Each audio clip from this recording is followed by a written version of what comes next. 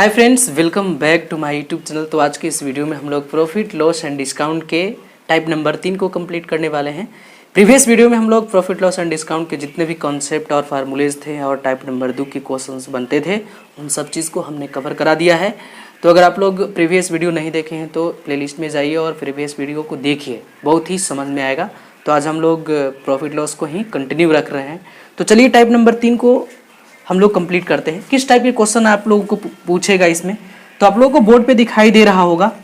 Question है 25 कलम का क्रय मूल्य 20 कलम के विक्रय मूल्य के बराबर है तो प्रतिशत लाभ या हानि ज्ञात कीजिए। तो मैं आप लोगों को इस टाइप के क्वेश्चन को बनाने के लिए आप लोगों को ट्रिक बता रहा हूँ और इस ट्रिक को हमेशा याद रखिएगा। देखिए, इस तरह के क्वेश्चन को सबसे पहले क्वेश्चन को सजाने के लिए सीखिए।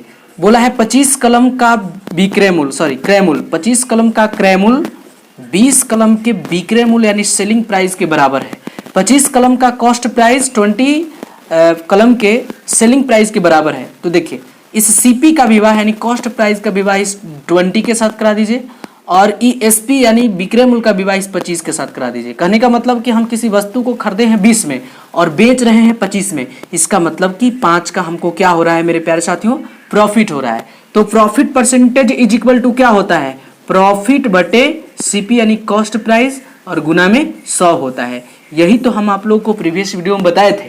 तो देखिए, यहाँ प्रॉफिट परसेंटेज निकालना है तो प्रॉफिट कितने का आ गया, 5 का आ गया। और कॉस्ट प्राइस कितना है, तो कॉस्ट प्राइस कितना है, तो 20 है और गुना में 100 कर दीजिए। 20 पचे 100, 5 पचे 25, 25% आपका प्रॉफिट हो जाएगा। आई होप आप लोगों को समझ में क्वेश्चन आ गया होगा। अब देखिए क्वेश्चन नंबर 2 हम लोग देखते हैं। बोर्ड पे दिखाई दे रहा होगा, यदि 15 संतरे का क्रय मूल्य 20 संतरों के विक्रय मूल्य के बराबर है, यानी 15 संतरे का क्रय मूल्य यानी कॉस्ट प्राइस बराबर है 20 संतरों के विक्रय मूल्य यानी सेलिंग प्राइस के, तो फिर वही काम करेंगे। इस सीपी का विवाह इस 20 के साथ करा दीजिए और इस 15 का विवाह इस एसपी के साथ करा दीजिए। हम किसी वस्तु को खरीदे थे कितना में मेरे प्यारे साथियों, 20 में, और बेच रहे हैं कितना में, तो 15 में बेच रहे हैं। अब बताइए यहाँ पे लॉस होगा जी, अवश्य लॉस होगा। लॉस कितने का होगा, तो भाई साहब 5 का लॉस होगा। तो 5 का लॉस होगा तो loss percentage is equal to loss बटे सीपी। तो लॉस कितने का, 5 का। सीपी कितना है भाई साहब, तो 20 है और गुना में 100 कर दीजिए। 20 पचे 100 और 5 पचे 25, 25% का क्या हो रहा है, लॉस हो रहा है। आप लोगों को समझ में आ रहा होगा। अब देखिए, इसी टाइप के क्वेश्चन को थोड़ा सा मूव करेगा, थोड़ा सा चेंजेस करेंगे इस क्वेश्चन को हम, और कैसे क्वेश्चन को मूव करा के पूछेगा। देखिए क्वेश्चन नंबर 3 को देखिए।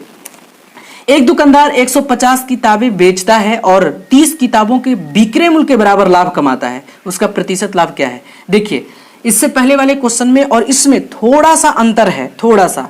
पिछले वाले में लाभ कमाता है इतना का या लॉस कमाता है इतना का नहीं दे रखा था, लेकिन इसमें दे रखा है कि 150 किताब बेचता है, ठीक है, लेकिन वो 30 किताब के विक्रय मूल्य के बराबर लाभ कमाता है, तो उसका प्रतिशत लाभ क्या है। तो प्रतिशत लाभ निकालने के लिए आपको लाभ चाहिए और क्रय मूल्य चाहिए। तो लाभ तो दे दिया है कितने का, तो 30 का। सीपी क्या होगा मेरे प्यारे साथियों, 150 में बेचा तो 30 का लाभ हुआ, इसका मतलब कि वो कितना में खरीदा होगा, तो 120 में खरीदा होगा। जी हाँ, 120 में खरीदा होगा।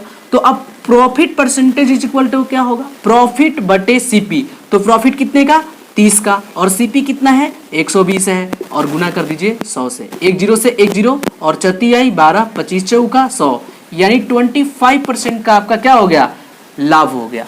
इसी तरह से एक और क्वेश्चन देख लेते हैं। बोला है एक दुकानदार 120 किताबें बेचता है, ठीक है, 120 किताबें बेचता है और 40 किताबों के क्रय मूल्य के बराबर लाभ कमाता है, तो उसका प्रतिशत लाभ क्या होगा। ठीक है, 120 किताबें बेचता है और 40 किताबों के क्रय मूल्य के बराबर लाभ कमाता है, ठीक है।